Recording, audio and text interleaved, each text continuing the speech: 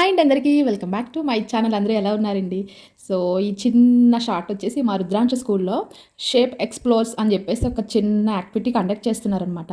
So దానికోసం అని చెప్పి ఒక షేప్ ఏదో ఒకటి, సో సర్కిల్ కానీ ట్రయాంగిల్ కానీ స్టార్ కానీ తీసుకొని రమ్మని చెప్పారనమాట.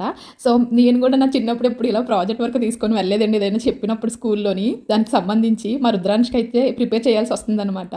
సో మా ఇంట్లో సర్కిల్ అయితే ఈజీగా అయిపోతుంది, కానీ సర్కిల్ అందరూ తీసుకొస్తారు కదా, స్టార్ అయితే కొంచెం టైం పట్టిద్ది, ఎవరో కానీ తీసుకురారని చెప్పేసి స్టార్ చేస్తానని చెప్పేసి అన్నారు. మా హస్బెండ్కి చాలా ఇష్టం అనమాట క్రాఫ్ట్ వర్క్లు ఏమైనా సరే. సో ఏమీ పేపర్స్ ఏం కనిపించలే, అబ్బాయి ఏమీ లేవని చెప్పేసి అనుకున్నాం అనమాట. ఇంకా ఏంటవి కిచెన్ దగ్గర వేయడానికి కట్ట ఒక ప్లెయిన్ పేపర్ లాంటిది ఒకటి తీసుకున్నాం అనమాట మేము, 2 కలర్స్. సో అది ఉంది, అది పెట్టేద్దామా లేకపోతే ఏమీ లేవు కదా పేపర్స్ అని చెప్పేసి అనుకున్నాం. యాక్చువల్లీ తన్విక బర్త్డేకి చాలా వచ్చాయి కదా, గిఫ్ట్లు వచ్చాయి కదా, వాటికి సంబంధించి కవర్స్ చాలా ఉండేవి, అన్నీ డస్ట్బిన్లో పడేశారంట.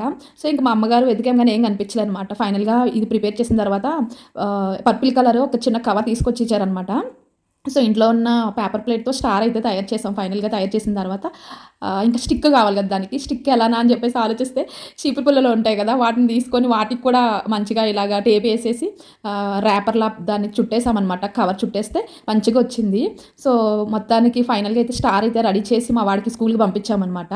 స్కూల్కి వెళ్ళిన తర్వాత మా వాడిని కొంచెం మంచిగా పెట్టారు. ఆ రోజు ఇంకో కాంపిటీషన్ ఒకటి ఉంది, త్రిరంగ కాంపిటీషన్ అని చెప్పేసి ఒక కాంపిటీషన్ ఉంది, జోనల్ లెవెల్లో అనుకుంటుంది. పక్కన బ్రాంచెస్ కూడా వచ్చి వాళ్ళు కూడా అందులో పార్టిసిపేట్ చేశారనమాట.